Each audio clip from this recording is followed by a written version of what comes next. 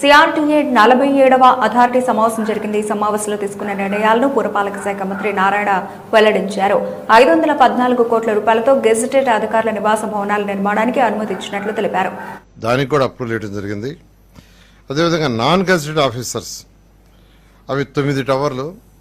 ఆ 9 టవర్లకి 506.67 కోట్లతో టెండర్ ఇచ్చారు. దానికి కూడా యాక్చువల్గా అప్రూవల్ ఇచ్చారు. అదేవిధంగా నాన్ గెజిటెడ్ ఆఫీసర్స్ మరొక 12 టవర్లు ఉన్నాయి. వాటి ఇన్ఫ్రాస్ట్రక్చర్ ఉంది. దానికి 517.10 కోట్లతో టెండర్లు పిలిచారు. దానికి అప్రూవల్ ఇవ్వడం జరిగింది. మొత్తం మీద గెజిటెడ్ నాన్ గెజిటెడ్ తీసుకుంటే 4 ప్యాకేజీలు.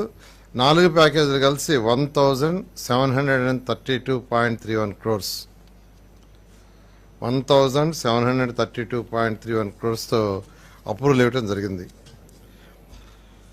తర్వాత వాటర్ ట్రీట్మెంట్ ప్లాంట్ 190 MLDతో ఒకటి ఎస్టాబ్లిష్ చేస్తున్నారు.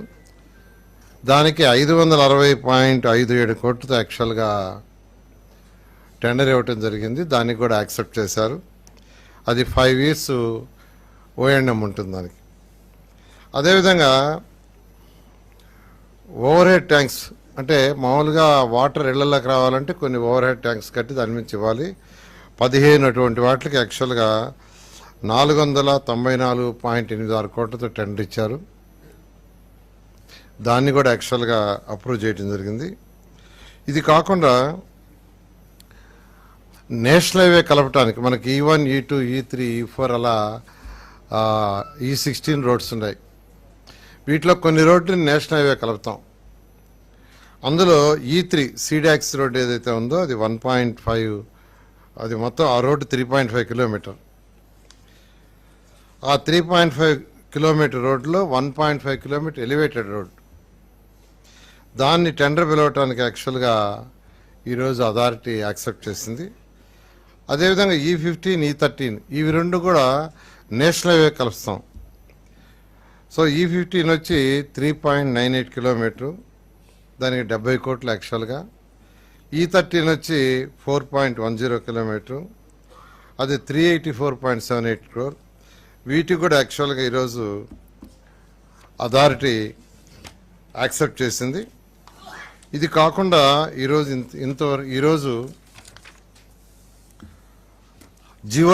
జిఓఎంలో గ్రూప్ ఆఫ్ మినిస్టర్స్ ల్యాండ్స్ విషయం డిస్కస్ చేసి లా యూనివర్సిటీకి 55 ఎకరాలు ఫైనల్గా కన్ఫర్మ్ చేశారు. క్వాంటమ్ వ్యాలీ ఏదైతే ముఖ్యమంత్రి గారు క్వాంటమ్ వ్యాలీని డెవలప్ చేయాలి, ఐటీ నెక్స్ట్ స్టేజ్కి పోవాలని తీసుకున్నారో దానికి 50 ఎకరాలు యాడ్ చేశారు. 50 ఎకరాలు ఇవ్వటం జరిగింది. అదేవిధంగా బసవతారక క్యాన్సర్ ఇన్స్టిట్యూషన్కి అంతకుముందు 15 ఎకరాలు ఇచ్చాం. వాళ్ళు ఒక మెడికల్ కాలేజీ కూడా ఎస్టాబ్లిష్ చేస్తాం. మరికొంత ల్యాండ్ ఇవ్వమంటే ఆ 15 ఎకరాలకు అదనంగా మరొక 6 ఎకరాలు ఇవ్వటం జరిగింది. అదేవిధంగా ఇన్కమ్ ట్యాక్స్ డిపార్ట్మెంట్ వాళ్ళకి 0.78 acres ల్యాండ్ ఇవ్వటం జరిగింది. Red cross society, Indian red cross సొసైటీకి 0.78 acres. కోస్టల్ బ్యాంక్ వాళ్ళ హెడ్ ఆఫీసు ఆంధ్రాలో ఉండేది, వాళ్ళకి 0.40 acres. అదేవిధంగా IRCTC హోటల్స్ దానికి మరొక 1 acre ఇవ్వటం జరిగింది. మొత్తం 7 ఆర్గనైజేషన్స్కి ఈరోజు ల్యాండ్ ఇవ్వటం జరిగింది. అంతకుముందు 64 ఆర్గనైజేషన్స్కి యాక్చువల్గా ల్యాండ్ ఫైనలైజ్ చేసాం. 2014-19లో అనేక ఆర్గనైజేషన్ 131 ఆర్గనైజేషన్కి ఇచ్చాం. వాళ్ళందరితో మళ్ళీ డిస్కస్ చేయటం, ఆ ల్యాండ్స్ చేస్తే అంతకుముందు 64 ఆర్గనైజేషన్స్కి, వాళ్ళు 7 ఆర్గనైజేషన్స్కి, మొత్తం 71 ఆర్గనైజేషన్స్కి ఇంతవరకు ల్యాండ్ అలాట్ చేయడం జరిగింది. ఇది ఈరోజు గ్రూప్ ఆఫ్ మినిస్టర్స్లో ల్యాండ్ అలాట్ చేయటం. అదేవిధంగా అథారిటీలో ఏదైతే టెండర్లు ఉన్నాయో ఆ టెండర్లు యాక్చువల్గా కొన్ని పిలిచేశారు, కొన్ని పిలవటానికి పర్మిషన్ ఇవ్వడం జరిగింది. 1050 acres యాక్చువల్గా టోటల్గా ఇంతవరకు ఇవ్వటం జరిగింది.